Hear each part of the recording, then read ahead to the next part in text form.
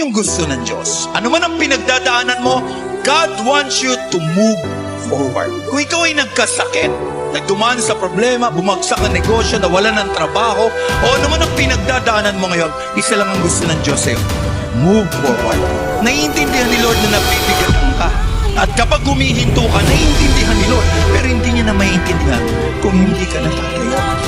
Hindi ka na babangon, hindi ka na lalakad, hindi ka na magpapatuloy. Kapag sunod-sunod na yung palo, umiyak ka kay Lord. Humingi ka ng tawad. Don't have that defeated mindset.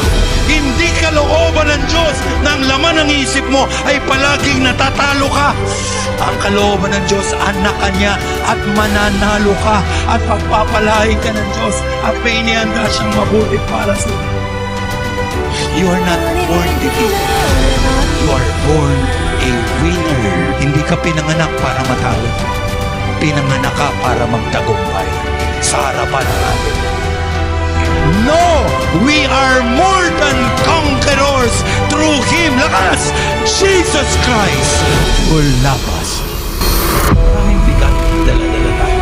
Pero tandaan mo, kahit na mabigat ang buhay, basta kasama mo ang Diyos, tagumpay ka pa rin na lumalaban sa lahat ng bigat ng buhay. Can I hear amen?